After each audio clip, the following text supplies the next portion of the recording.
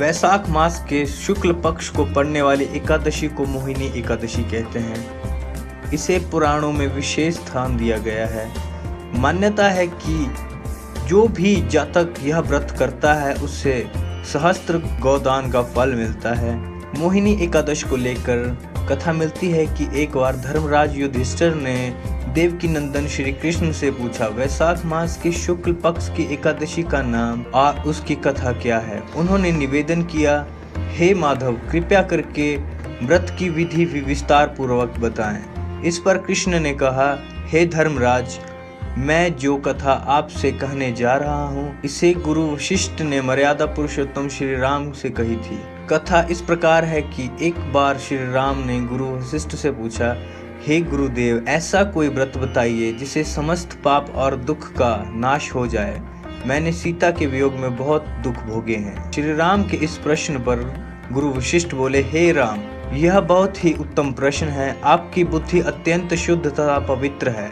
उन्होंने कहा कि वैशाख मास में एकादशी आती है, उसी का नाम मोहिनी एकादशी है। यह व्रत करने से मनुष्य के समस्त पापों का और दुखों का नाश हो जाता है। यह सभी मोह जाल से मुक्त हो जाते हैं। महर्षि ने कहा, मोह किसी भी चीज का हो, मनुष्य को कमजोर ही करता है।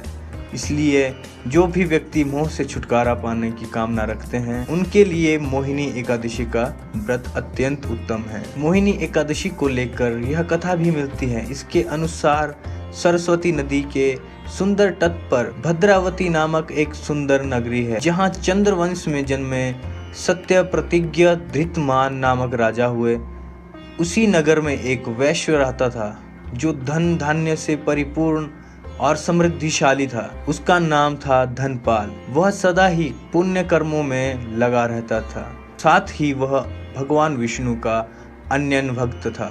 उसके 5 पुत्र थे, जिनका नाम सुमना, च्युतिमान, मेघावी, सुकृत तथा धृष्टबुद्धि था। धनपाल के अन्य पुत्र तो उसी की भांति थे, लेकिन धृतबुद्धि हमेशा पाप कर्मों में लिप्त रहता था। धनपाल अपने पुत्र धृतबुद्धि से बहुत दुखी रहता था। एक दिन उसने परेशान होकर धृतबुद्धि को घर से ही निकाल दिया।